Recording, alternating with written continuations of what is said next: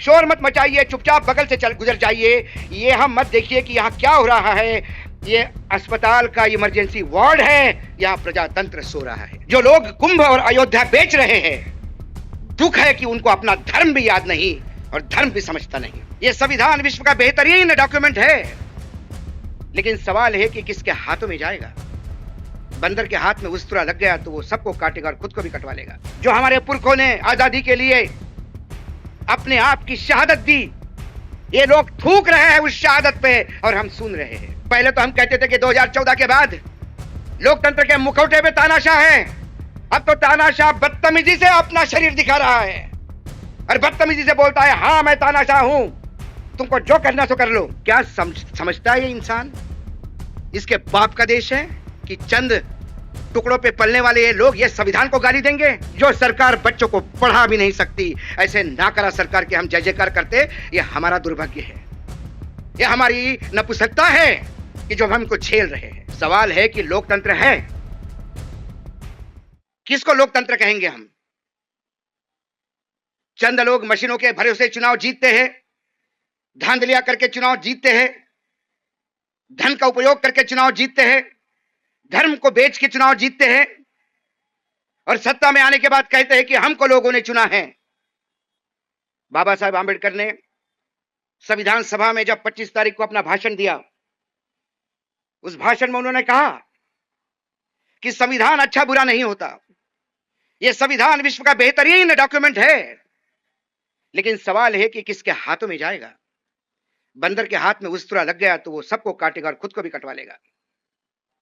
उन्होंने कहा कि मुझे पता है कि जिस समाज में हम रह रहे हैं वहां व्यक्ति पूजा होती है, और जब व्यक्ति पूजा होने लगती है तो फिर सामंत पैदा होते हैं, और जब सामंत पैदा होते हैं, तानाशाह पैदा होते हैं, तो फिर यह संविधान रद्दी के टोकरे में जाता है और फिर उनकी मन की बात ही संविधान होता है। और फिर जिस लिए संविधान इस देश के जनता ने अपने आप को अर्पित किया, वो उद्देश्य ही खत्म हो जाते हैं। जब लोग कहते हैं कि 2014 से आजादी मिली, तो घिन आती है, शर्म आती है अपने आप पे। जो हमारे पुरखों ने आजादी के लिए अपने आप की शहादत दी, ये लोग थूक रहे हैं उस शहादत पे और हम सुन रहे हैं। इसी नागपुर से आवाज उठी थी कि आजादी तो आज मिली जब राम जी का प्राण प्रतिष्ठा हुई। राम जी की प्राण प्रतिष्ठा होने के मायने यदि आजादी है, तो राम का नाम लेने वाले मैं तमाम उन लोगों को पूछता हूं, राम को समझे क्या आप? राम का नाम लेने के पहले राम को समझिए, राम को जानिए, क्योंकि राम ये पूजा की वस्तु नहीं, राम मंदिर के मूर्ति में नहीं, राम अपने जीवन में उतारने के लिए है। लेकिन आपने क्या किया? राम का धंधा बना दिया। जब राम को बेचोगे तो राम वहां होगा कहां? जिस देश में 85 करोड़ लोग या 81 करोड़ लोग, जो आंकड़ा प्रधानमंत्री बताते हैं, जिस देश की लोक संख्या का 70% रात को भूखा सोता है यदि सरकार ने अनाज नहीं दिया, 70% जनता जिस देश की सरकार के भीख पे जिंदा है, वहां का भगवान, वहां का राम कैसे पकवान खा सकता है? वो प्रसाद कैसा ग्रहण करेगा? यह सवाल है आज मेरा उन तमाम हिंदुओं को। मैं भी हिंदू हूं, लेकिन सवाल है हिंदुत्व कौन सा? कौन सा हिंदुत्व आप जबरन थोपे जा रहे हैं हम पे? ये राम के जुलूस में तलवारें नाचती है, ये राम है? अरे राम ने तो रावण पे भी जब चढ़ाई की तो युद्ध के पहले अंगद को भेजा, जा दूत बन के जा, शांति दूत बन के जा, समझा उस अहंकारी को, युद्ध ना कर, सीता को वापस कर। उस राम के अनुयायी राम जन्म के दिन तलवारें लेकर प्रदर्शन करते हैं, और इस देश में तलवारों का प्रदर्शन करते हुए, नाचते हुए, गंदी गंदी गालियां देते हुए जुलूस निकलते हैं, और सरकार उसको प्रोटेक्शन देती है, ऊपर से फूल बरसाती है। और मुस्लिम समाज के कुछ लोग मात्र वक्फ बिल पसंद नहीं इसलिए काली पट्टी बांध के नमाज पढ़ते हैं, तो उनको नोटिस इशू होते हैं और 2 लाख रुपए का सिक्योरिटी बॉन्ड भरना पड़ता है। आप ही के उत्तर प्रदेश में हुआ है, चौहान साहब। क्या यह लोकतंत्र है? एक दलित सांसद कुछ बात ऐतिहासिक तथ्य रखता है पार्लियामेंट के पटल पर, और एक समाज के लोग उसके घर पे हमला बोलते हैं हजारों के तादाद में, पुलिस मूक दर्शक बनी रहती है क्योंकि वहां ठाकुरों का राज है। जिस प्रदेश का मुख्यमंत्री यह कहता हो कि मैं ठाकुर हूं, मुझे गर्व है, प्रजातंत्र तो उसी दिन, लोकतंत्र तो उसी दिन मर गया। सामंतीशाही आई है, तानाशाही आई है। पहले तो हम कहते थे कि 2014 के बाद लोकतंत्र के मुखौटे पे तानाशाह है, अब तो तानाशाह बदतमीजी से अपना शरीर दिखा रहा है और बदतमीजी से बोलता है हां मैं तानाशाह हूं, तुमको जो करना सो कर लो, और हम ये सब ढूंढ रहे हैं।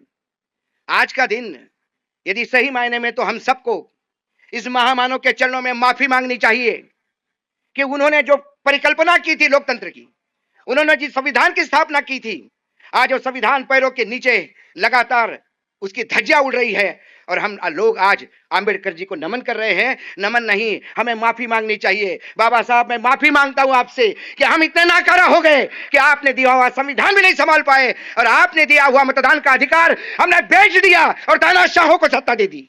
संविधान बदलने की बात करते हैं, ये संविधान बदलेंगे? आपके मुख्यमंत्री देवेंद्र फडणवीस चुनाव के बाद बोलते हैं कि विपक्ष झूठी अफवाह फैला रहे थे। कौन अफवाह फैला रहा था झूठी? कौन है हेगड़े? क्या भाजपा ने उसको पार्टी से बाहर निकाल दिया? कौन है लल्लन सिंह? क्या उसको पार्टी ने बाहर निकाल दिया? क्या समझता है ये इंसान इसके बाप का देश है कि चंद टुकड़ों पे पलने वाले ये लोग ये संविधान को गाली देंगे? संविधान पढ़ा भी है, संविधान के लिए सैकड़ों घंटे की चर्चा हुई, वो चर्चा का डिबेट जाके सुनिए, तब पता तो पड़ता है कि एक समुद्र मंथन है जिसमें से ये अमृत निकला था। ये एक दिन में रातों रात लिखा नहीं गया था, ये अथक मेहनत है कईयों की। और बाबा साहेब आंबेडकर ने कितने लोगों को झेला है, एक एक शब्द के लिए लड़े हैं, तब जाके संविधान की निर्मित हुई है। इन्हें संविधान से दुश्मनी क्यों है? जो सत्ता में है भारतीय जनता पार्टी, इसे संविधान की दुश्मनी, संविधान से क्रोध क्यों है इनको? क्योंकि संविधान आपको अधिकार देता है, संविधान आपको वो अधिकार देता है कि जो आप किसी को भी सवाल पूछ सकते हो। इन्हें सवाल पूछने वाले लोग नहीं चाहिए, इन्हें सिर्फ जय जयकार करने वाले लोग चाहिए। दुर्भाग्य है इस कैबिनेट का। मैंने वो भी कैबिनेट देखी, मैंने बीजेपी की भी वो कैबिनेट देखी अटल जी की, कि जिस कैबिनेट में सुषमा स्वराज यदि खड़ी होके किसी बिल पे बोलती तो कैबिनेट चुपचाप सुनती और अमेंडमेंट करती। एक कैबिनेट कौवालों की टोली हो गई है, दो गाते हैं बाकी सब ताली बजाते हैं, हाँ जी हाँ हम भी देखेंगे, हम भी देखेंगे। दुर्भाग्य है, कव्वाल इस देश को चला रहे हैं। किस बात का? मेरा आह्वान है बीजेपी के किसी भी प्रवक्ता को, किसी भी मंत्री को, आंकड़े सरकारी होंगे, चौहान साहब आप तो पढ़ाते हैं लोगों को, आंकड़े इसी सरकार के होंगे, ये मुझे सिर्फ बता दे 2014 से 2025 तक क्या उपलब्धि है देश की। 370 क्या हुआ? 370 का क्या बोला गया था? 370 किस लिए? आतंक खत्म करने के लिए। आतंक खत्म हुआ? रोज अखबार में छपता है 3 आतंकवादी मर गए, 4 जवान शहीद हो गए। ये आईपीएल का स्कोर है क्या? नोटबंदी आएगी, आतंक खत्म हो जाएगा, ब्लैक काला पैसा आएगा। कहां से आया काला पैसा? काला पैसा व्हाइट हुआ। अजब टाइप की नोटबंदी है। मैं भी इकोनॉमिक्स का छात्र हूं। डिमोनेटाइजेशन उसको कहते हैं कि बड़े नोट रद्द करके छोटे नोटों के भरोसे चले ताकि काला पैसा बाहर आए। ये कौन सा डिमोनेटाइजेशन है भाई? छोटे बड़े नोट खत्म करो और उससे भी बड़ा नोट ले आओ। मतलब 1000 के 5 लाख रुपए देने के लिए 5 बंडल चाहिए, ये 2000 में 2 ही बंडलों में काम करवा रहे हैं। भ्रष्टाचार खत्म हो जाएगा काला पैसा आने के बाद।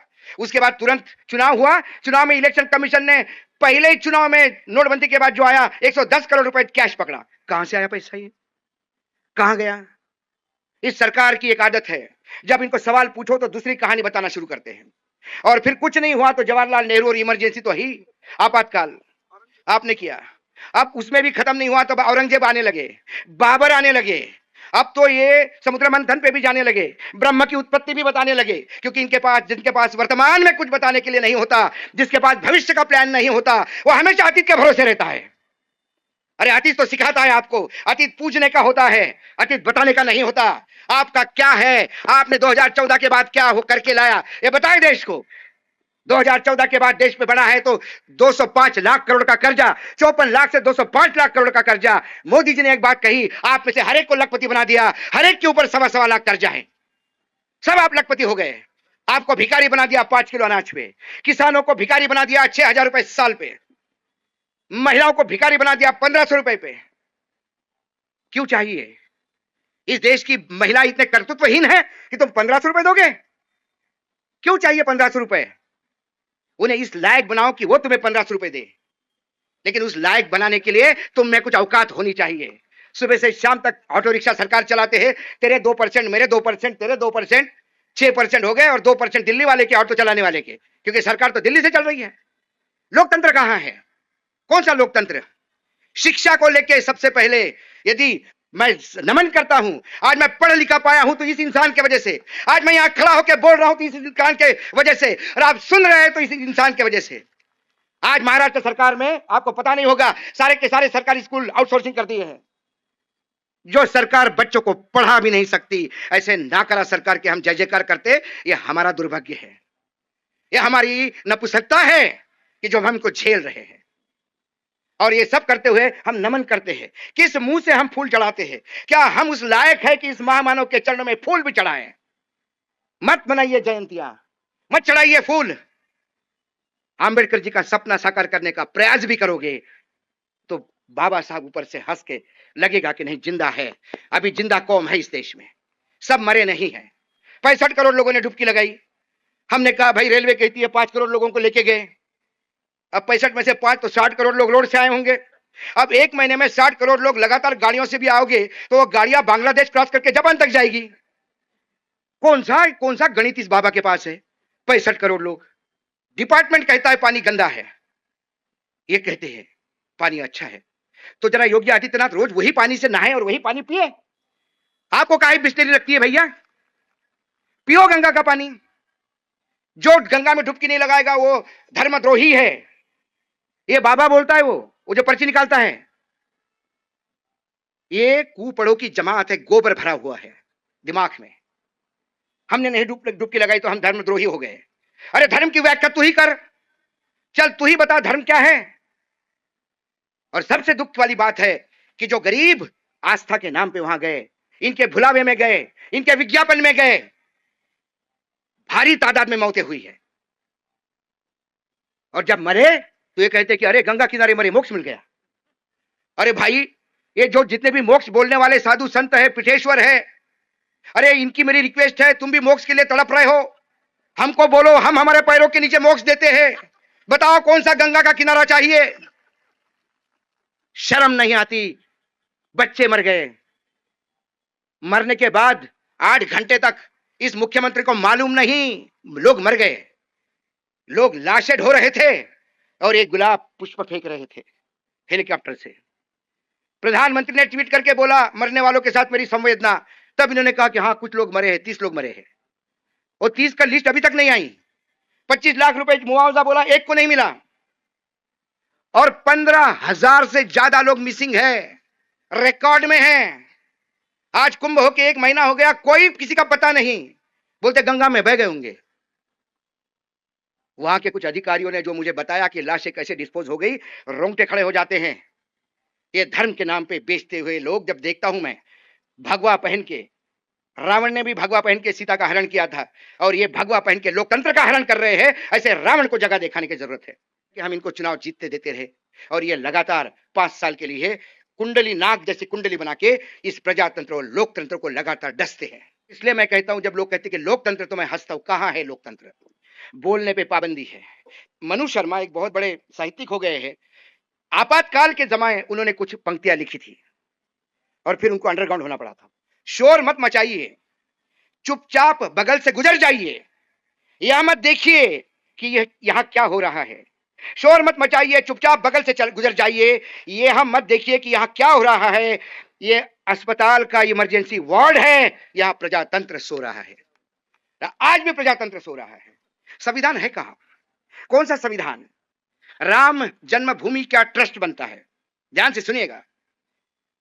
उस ट्रस्ट के रूल में यह लिखा है कि वहां का कलेक्टर पदेन मेंबर होगा, एक्स ऑफिसियो।